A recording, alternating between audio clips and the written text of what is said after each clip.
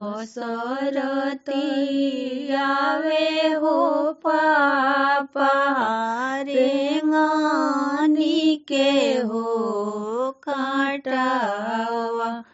पसरती आवे हो बाबा रेंगानी के हो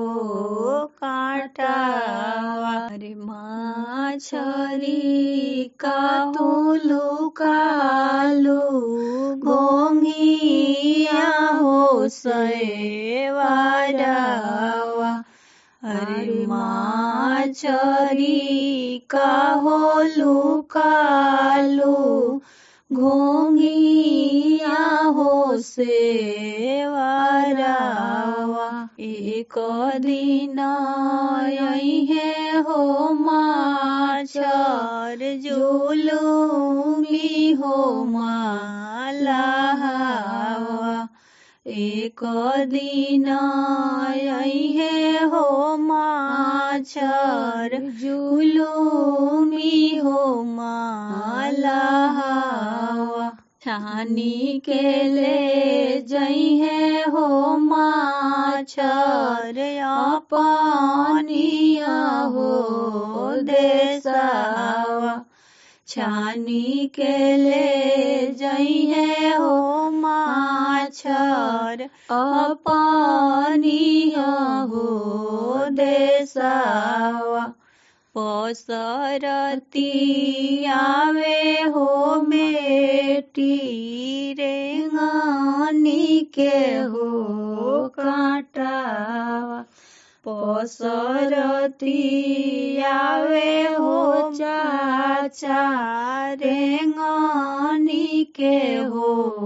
काटावा पसरती आवे हो यामा रेंगानी के हो काटावा अरे कातुलु कालु हो बेटी आमा जी के हो गोदिया अरे कातुलु कालु हो बेटी चाची जी के हो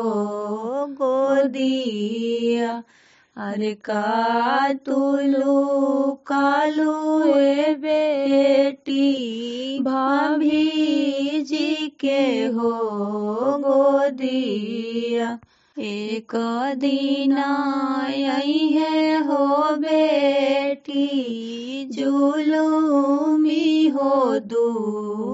दूल्हावा एक दिन आई है हो ननद जुलुमी हो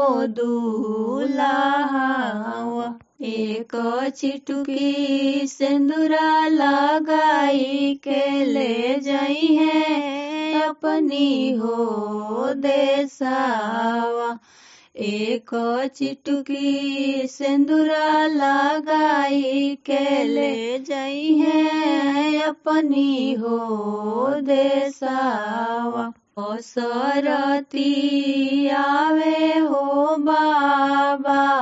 रेंगानी के हो काटावा पसरती आवे हो बाबा रेंगानी के हो काटावा।